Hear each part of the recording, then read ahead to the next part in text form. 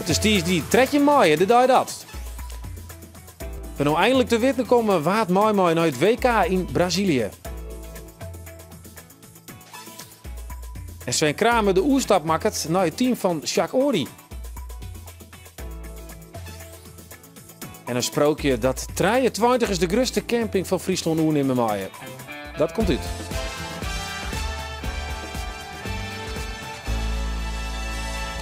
Goejoen, maar de Strittenopera is vastin wil theaters de mooie kanten van Ljouwert zien litten. In de oren naar de première van Toonsdita volgen wij de regisseurs, de haatspelers, maar ook de multifunctionele jongens van het koor.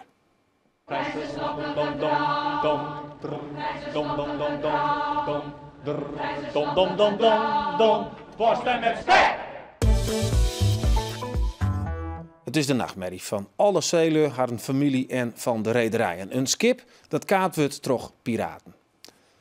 Op deze beelden zie je hoe een Somalische piraten een groot containerschip enteren. Ja, en om dit soort praktijken vat te komen, lieten rederijen hun skippen beveiligen. Nederlandse skippen moeten daarvoor de help inroepen van de marine. Oren Europese skippen hebben particuliere beveiligers aan boord. En dat willen de Nederlandse reders nou ook. En daarom is vanmiddag een petitie aanbieden in de Tweede Kamer om dat varken te krijgen. Nou, bij mij aan tafel Sander Schakelaar. Hij is directeur van JR Shipping in Haas. En Arie Mentjes, directeur van de Maritieme Academie. Welkom heren. Nou, ik begin met jou, want jij bent een man mooie ervaring. Een rederij, prachtig schip, mooi naam. Hoe vaak kom je jou in die wetters waar dat gebeuren kan? Nou, met onze multipurpose schepen, droge ladingsschepen, hebben we regelmatig al een keer een passage door piraterijgebied gemaakt. Ja, want waar is dat ongeveer? Nou, er zijn verschillende gebieden op de wereld, maar heel bekend is natuurlijk de kust bij Somalië.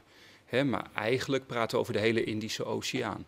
West-Afrika wordt steeds gevaarlijker, de golf van Guinea. En de straat van Malakka is van oudsher ook heel bekend. Maar de laatste jaren was toch wel met name die Somalische kust was echt een heel groot bedreigend probleem. Ja, hoe zit je dan als baas van zo'n schip van tonnen en natuurlijk de bemanning? Hoe zit je dan thuis? Nou, het begint natuurlijk met de overweging wat van keuzes maken we. En voor ons is beleid altijd heel erg makkelijk geweest. Links of rechtsom, wij zorgen dat onze mensen veilig door zo'n gebied heen kunnen varen. En hoe doe je dat? Nou, een optie, maar dat geldt met name voor reders met veel grotere schepen die veel verder van tevoren een planning kunnen maken, zou je dus een beroep kunnen doen op die teams die de marine ter beschikking stelt. Maar dus vorig jaar maar in 40 gevallen gebeurt er wel iets van 400 Nederlandse schepen per jaar door dat gebied varen. Dus dat is niet altijd mogelijk. En wij hebben dan de keuze gemaakt om het schip goed te beschermen en daarnaast beveiligers mee te sturen. En dat willen we nu ook beter geregeld krijgen, dat het ook wettelijk bepaald mag. Ja, maar dat het misgaat, dat kunnen we dan hier zien. Dit is dus een Duits schip, dat is bevrijd door Nederlandse marinemensen. Mariniers, mag ik zeggen. Ja, dat is heel heftig. Dit ben een Somalische man die weer oppakt. Ja, een soort geraas. Ja, Arie Mentjes, jouw training onder de toekomstige kapiteins. Ja. En ik gewone mensen die het op dat schip werken om hiermee om te gaan. Hoe doe je dat? Nou ja, wij jou een verplichte IMO, International Maritime Organization cursus, security officer. Anti-piratencursus. Ja, nou, zou ik het nemen, maar er zit volle meer in. Maar ze worden echt daar om in dit soort situaties in van te handelen, dat ze hun leven net in gevaar komt. En dat van de oren ook net. Want dat is dus bij hem zo duidelijk onwijzig. Die angst voor piraten, wil ze je gewoon natuurlijk, ja, Haas, Friesland, daar hebben ze net. Ja, maar dat kan ik heel dichtbij komen. Hè. Wij hier in Violien, Hendrik Toxobeus uit Haas. Jouw Bernhetter, en die het er toch wel ver zitten. Die zijn schip is kaapt. En waar wie dat? Dat wie ik in het Somalisch gebied. En nou ja, hij kon er uiteindelijk, maar loshield, kon er fut komen. Maar oors dan hier er nog zitten. Hè? Ja. Even naar het schip. Want jou hebben, nou, die skippen komen er wel. Je kan jezelf beveiligen. Dat zeg je. Hoe kun je onderwijzen wat je zelf doet op zo'n schip? Er aanbevelingen gedaan wat verstandig is om te doen. Dat is natuurlijk het moeilijk maken om aan boord te komen. Eigenlijk overal langs het dek wordt prikkeldraad aangebracht. Ja. Verder leg je waterslangen uit dat je bootjes weg kunt spuiten met water onder hoge druk. De toegangen naar de dekken waar de accommodaties zijn, die worden afgeschot. En in het binnenste van het schip maak je een veilige ruimte. Stel dat er nood aan de man komt, het schip raakt geënterd en gekaapt, dat de bemanning toevlucht kan nemen tot een afgeschermde ruimte. Dat biedt natuurlijk maar in een bepaalde mate zeg maar veiligheid, want uiteindelijk met snijbranders komen die piraten overal in. Maar het geeft dan zeg maar een soort verdedigingslinie voor een paar uur in de hoop dat je intussen bevrijd zou kunnen worden. Maar eigenlijk is het allemaal water naar de zee dragen, want je moet gewoon voorkomen dat die piraten überhaupt jouw schip kunnen enteren. En hoe doe je dat? Want dan komen we bij de kern van het probleem. Ja. Jou zou krek al even die mariniers, die moet je op die het omvregen, dan komen ze bij jou op dek. Dan kun je je beveiligen. Kost vrij soort geld. Hè? Ik geloof dat €4.000 per dag is. Ja, voor zo'n een team. Ja. En die heb je dan zomaar een week of 2 aan boord. Dus dat is een vrij dure oplossing. Maar dat is niet het belangrijkste argument. Het probleem is dat met Defensie... dat vergt allemaal veel voorbereidingstijd. Zomaar 6 tot 8 weken. En als je in de vrije vaart zit of je krijgt een schip van een werf geleverd in Azië en moet dat schip naar Europa brengen, dan kun je dat niet plannen. Dus dan is het praktisch al helemaal niet mogelijk om een beroep op ze te doen. Verder, Defensie werkt in teams van minimaal 11 mensen. Die kun je op zo'n coaster niet kwijt. En daarom zie je het ook maar weinig toegepast. En daarom willen jou dus particuliere beveiligers zijn. 1 of 2 die het mooi geweren steen en die ze voortzitten kennen. Ja, want wat gebeurt er? Piraten die komen niet zomaar aan boord. Die doen eerst een verkennende aanval. Die oriënteren zich, is dit een schip wat beschermd is of niet? Als je onbeschermd bent, dan ben je gewoon de bok. Want dan roepen ze hun maten erbij, dan komen er een paar schepen en dan wordt jouw schip gewoon geënterd. En dan kun je misschien een paar uur tegen verdedigen met je waterkanonnen. Maar uiteindelijk houdt het op. Op het moment dat ze waarschuwingsschoten voor de boeg krijgen, dan druipen ze af. De laatste tijd worden er steeds minder schepen met succes gekaapt. Maar dat is dankzij die bewaking aan boord. Maar die jou eigenlijk helemaal net mooi, want het mag nog net van de wet. Nee, en dat is problematisch. En dat is ook een feitelijk onhoudbare situatie. In alle ons omringende scheepvaartnaties, Duitsland, Engeland, de Scandinavische landen, is het gaandeweg van gedoogbeleid gewoon een gegeven geworden en goedgekeurde wetgeving geworden. Er zijn allerlei richtlijnen voor, allerlei spelregels. En dan heb je het ook goed gereguleerd. En dan moeten we in Nederland absoluut ook naartoe. Anders heb je... Oké. Dat is natuurlijk. Want daar komen we bij de kern van dit verhaal. De matten van het daar. Ik wil even wat zien litten. Want het is wat apart. Het kabinet komt maar vaststellen om toch dat particuliere beveiligers te litten. Dan zou de PvdA, ik in het kabinet, met die PvdA in de Tweede Kamer, sorteert. Want jij zien, we hebben een reactie op papier staan, of in ieder geval kleersteen. Dat is van deze PvdA Kamerlid. Nou, je kunt het lezen. Ons principiële standpunt is dat de overheid verantwoordelijk is voor de burgers. Erkend wordt dat er problemen zijn met bijvoorbeeld de omvang van de teams en daaruit voortkomende kosten. Maar de PvdA wil dat de overheid dit oplost. Dus het geweldmonopolie luidt bij de oerriet. Daar kun je toch alleen nog maar eens maar wezen. Nou, het geweldsmonopolie luidt bij de oerriet. Daar kan ik het maar eens wezen. Maar dit binnen abnormale omstandigheden. Het is natuurlijk net zo dat er iemand maar een wettenpistool op je oor komt. Dit binnen een protoskippen in een groot gebied, uw marine, uw leger, kennen us net beveiligen. Dat is gewoon net mogelijk. En zeevarenden hebben hiermee te krijgen. Else dag. Dat wie al zo vroeger, maar het is nog steeds zo. We moeten dat net ontkennen. We moeten net zeggen van, ja, het is wat minder worden verleden hier. Nee, dat komt terug die beveiliging van oren skippen. Wat zullen wij nou, als we het net doen, dan kun je reders hun skippen omvlagen naar oren. Ja, want de consequenties, als het nou net trok is, dan mag je ook net meer gedoogd een paar particuliere beveiligers hebben. Nou, we mochten het al niet, maar wij hebben onze eigen afweging gemaakt en wij doen wat verstandig is. En onze rol als werkgever moet gewoon onze mensen beschermen. Maar dan wordt het strafbaar, had je doggen. Mogelijkerwijs, dat zien we dan wel. Maar als de discussie escaleert en we gaan het heel erg zwart-wit benaderen in de toekomst, ja, dan moeten wij onze overweging maken. Het is voor ons geen optie dat we onze mensen onbeschermd laten varen. Dus dan word je gedwongen om uit te vlaggen. Dus dat betekent dat je onder een orenloon nationaliteit... Dan zo'n schip kunnen we zo omvlaggen naar de Engelse vlag. Ja, dat kost ons dan 20.000, 30.000 euro. Dus allemaal inefficiëntie. Maar dan is het wel toegestaan om een gecertificeerd betrouwbaar beveiligingsbedrijf in te huren. En dat moet ook onder de Nederlandse vlag. En dan ruitsen wij dus een heel soort geld kwijt. Ja, net alleen nog geld, maar dan ruitsen we uw vlag, uw nationale trots, uw maritieme traditie, alles ruitsen we kwijt. En uw studenten hebben geen werk meer, hè? Zij ze het ook nog een keer. En ja, wij zijn natuurlijk ook altijd bezig met uw stagiaires die het op zee binnen. Die willen wij op een veilig schip hebben. Reders hoorden er al rekening mee. Maar ja, we hebben er per 100 ton die op het heden varen, elke dag. En ook in dit soort gebieden, de kerst net zeggen, daar is een gebied, daar is het net veilig. En daar is het wel veilig. Zo is het natuurlijk net. Nee. Het is gewoon,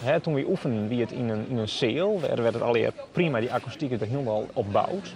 En hier, we zitten dan hier aan de ene kant, daar aan de andere kant. En door die orenmeesken, die eerst naast te zitten hier en die nou zo'n heel eind van die oren zitten, die eerst gewoon totaal niet meer. En dat is maar heel erg, dat is tenminste gewoon, dat is de dirigent zou op een gegeven moment gewoon naïef terugzongen en net harkje nou was het oren is, maar gewoon naar hem zien en was van tevoren leerd hast dat gewoon trots het oorstingst van, ek al tingst van.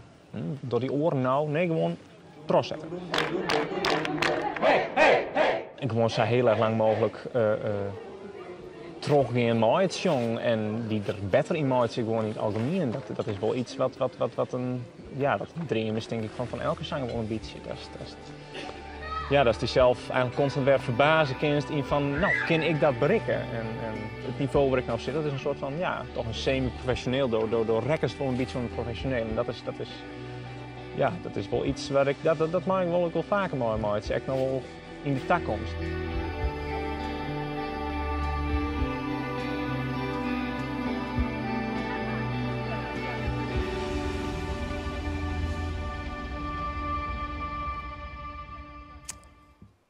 Ja, morgen zitten we dicht op de hoed van de jonge haatrolspeler. Dat is Brecht Wassenaar. Zij zocht deze megaproductie als een mooi opstapje naar de nationale acteercarrière van haar. Ja, ze zijn zo'n 20, 24 en 22 jaar. En ze zijn de nieuwe eigenaars van de grootste camping van Friesland, de Kuilaat in Koudem. Zond 1 mei hebben Annelie, Wouter en Huub Blackman het stokje oernaam van de oud-eigenaars. Het is geen onbekend terrein, want ze zijn zelfs opgegroeid op de wat lietsere camping Het Wiert in Jerrewoud. Maar toch is het wel een grote stap dat een soort leven nodig is. En hoe zullen zij het ondernemerschap oppakken? Daar hebben we het Jeroen aan tafel. Welkom, Annelie, Wouter en uw eigen zakkundige Skelte Meijsma. Ik een jonge ondernemer. Dus er was volgens mij 15 toen de eerste website op de start is. Nee, dat is hoe het run, 18 denk ik. Nee, Sontje. Sontje? Ja, weer wel betierd. Maar even hoe dit in die toeristenverhaal. Jonge mensen die een heel groot bedrijf nemen. Is dat een soort van aardverschuiving of zo? Hoe maak ik dat zien? Nou, een aardverschuiving weet ik net. Ik vind het wel een geweldig initiatief en geweldig iets dat het gebeurt. Het is de grootste camping van Friesland.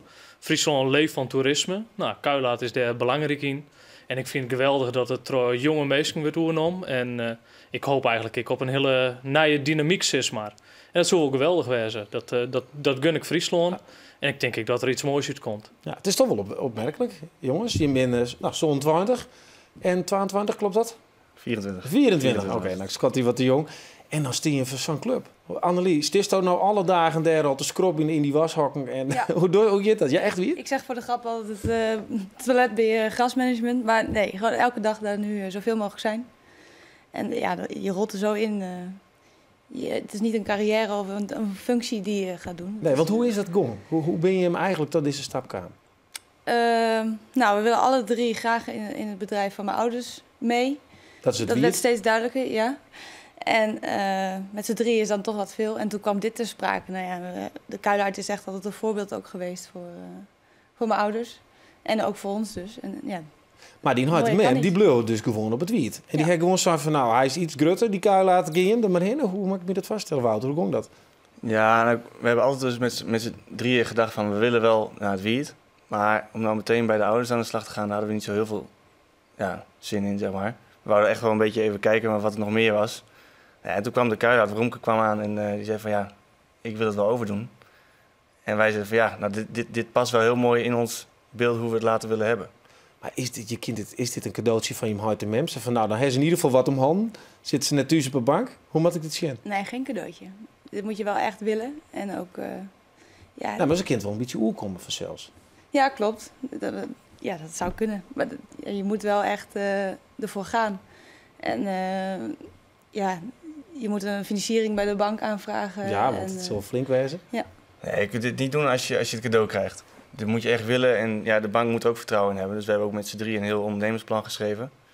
En ja, de bank had er heel veel vertrouwen in. Mijn ouders hebben er vertrouwen in. Wij hebben er ook heel veel zin en vertrouwen in. Ja. En ja, een cadeautje, dat is het zeker niet. Nee, want daar staat dus maar de wc-rol al omrennen, denk ik, daar op die camping. Hoe gaat dat? Dat is heel cliché. Dat is heel flauw. Ja, dat gebeurt tegenwoordig niet meer. Nee. Daar is de Kuilaat ook net de camping voor. We zijn even naar de oud-eigenaar die is er nog, hè, want die hebben nog oorlog hier leuk in Tjinst. Ja. Om te zien van, ja, waarom gaat het nou eigenlijk oer net naar je eigen band, maar naar de band van een concurrent? Nou, dit zou jij.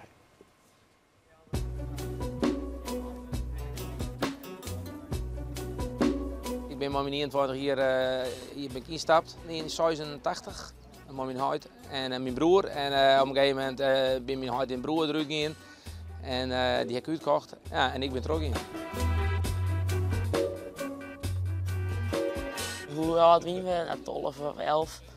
Ja, toen vonden we het leuk om te werken, dus hier had ik een taakje voor ons bedacht. En komen we mooi aan het werk. Dan moet ik al wat geld verzinnen. Een van de mooiere dingen wat we mooi maken hebben is natuurlijk dat er een aantal band van u hier geboren ben. Dat we hier altijd prachtig geleefd hebben mooi snel. Dat ik de band hier opgroeien jongen heb. Dat is eigenlijk wel, ja, dat vind ik wel heel mooi. En, maar wat ik heel mooi vond natuurlijk dat we gescoord hebben, mooi bedrijf, dat we hele onderscheidingen hebben. Wat de doelstelling weer in de top moet draaien, dat heb ik bij en dat viel natuurlijk ook heel fijn. Dat we allen toch gerealiseerd hebben. Mijn broer wil graag dat het chauffeur worden. En dat is er nou worden. En mijn zus, ja, ik heb misschien wel met mijn zus woon. Maar mijn zus die zit in Curaçao. Zij traint nou fijn. En dat vind ik helemaal prachtig. Ik denk dat ik toch iets ergens zelf iets wil bouwen om te zien. Dus helemaal voor mezelf. Net van oer ondernemen, daar ben ik net zo van. Op een gegeven moment, ja, dan moest ik zeggen van ja, kan ze het doornemen, wil ze het doornemen? Ja, dan moet ik daar een keuze maken. En wij willen niet tot u zegt dat het de plat voor. Dat hebben we nu al behoorlijk dingen. We willen haast niks fase krijgen. Nou, dat we weer een beetje opbouwen beginnen. Maar opbouwen betekent net thuis zitten op een bank. De nieuwe directie heeft me. Ik wil graag dat je nog oorlijk blue om hun op te leiden. En dat is een deel van de deal die we maken hebben. En hoe is dat nou om te zien dat er oude mensen aan het werk binnen? Dat vind ik hartstikke mooi. Ik bedoel, dat is de keuze die we maken hebben. En natuurlijk viel het wel eens even gebeuren, was denk je dat van oh ja, nou werkt het even oors, maar dat is goed. Dat is prima. Ja, Skelte, een miljoenenbedrijf, dit oer in de hand van jonge mensen. Ja. Heeft dat daar een soort vertrouwen in? Ja, absoluut. Dus wat ze zelf wel aan jou. Ik denk net dat ze het zien als een cadeautje, maar als je iets keihard werkje, slim wezen, juiste beslissingen nemen. Ik heb zelf als jong ondernemer ervaren dat ik ze nog wat eigen wiers wie. Dus dan neemt ze net al het advies op. Nou, ik denk dat zij hele goede adviseurs om hen hebben. Dus dat scheelt. Want ja, een goede adviseur, iemand die je vertrouwen en waar je op waar het ervaren is handig. Dan zijn hij die ervaring het, Romke dat ik nog hoor hier mij. Dus volgens mij komt dit wel goed. Maar Annelie, binnen er zaken waar van stinkt van, oh, daar ben ik echt benauwd voor dat me dat ook komt. Dat wil ik absoluut net. Dreamst wel eens ergens hoe? Nou, je hebt steeds meer dat er geclaimd wordt. Zulke soort dingen, daar heb je geen verstand van. Hoe dat allemaal juridisch zit. Claimen? Wat bedoel je? Nou, als er iets gebeurt... als er iets fout gaat of zo, ja. Ik denk, ja, er kan natuurlijk altijd wat gebeuren. En dan moet je daar dan indekken. Maar eigenlijk ben ik niet zo benauwd. Nee. Wat is die dream? Hoe was het dat het eruit zit? Ja, camping 3.0 zeg ik wel eens. Maar ja, de internet wordt steeds belangrijker. Daar heb je dan mannen zoals Schelte voor nodig. Online boeken dus. Dat alles ook duidelijker wordt. Foto's op de website. Ja, en de belevenis meegeven. Dat moet je ook communiceren. Ja. Dus, en je hebt aan, want jeetje, je bent natuurlijk wel broer en zus. Ik weet net, bij u in het gezin kon ik wel eens mis. Hoe zus dat? Ja, we hebben wel van huis uit meegekregen dat we gewoon heel veel met elkaar moeten praten. Ik denk dat dat heel belangrijk is. Want ja, communicatie is natuurlijk alles hierin. We hebben genoeg strijd gehad vroeger. Ja, okay. Ook met een kleine broertje, dat is niet eerlijk, maar met Huub. Maar daardoor hebben we ook goed geleerd hoe we daarmee om moeten gaan. En ik zie daar geen probleem in principe dat het daar op stuk moet lopen. Oké, Skelte, nog één advies voor deze treien. Ja, dus, ze kennen net alle treien wezen, maar deze 2 jonge mensen. Nou, voor een ondernemer heb je maar één ding nodig en dat is passie. En als ze passie horen, dan heb ik er alle vertrouwen in. Dus ze moeten vinden in passie, in drive en gewoon gave dingen doen. En volgens mij komt het dan helemaal goed. Oké. Hoe is het eigenlijk met je Duits? Ja, dan moeten we nog wel aan. Ja, die krijgen een soort Duitse derde. Ja. Oké, hey, bedankt. Ja. Succes. Een soort willen vooral. Ja? Bedankt. Oké, Skelte bedankt. Hè. Graag gedaan. Ja, dit is Bient voor jou. Wil je nou weer wat waarom zien? Of wil je reageren op de uitzending? Dat kan, dan moet je even op je Facebook-site zien. En je kunt u ook volgen via Twitter. Nou, voor nu nog een hele mooie jong verder.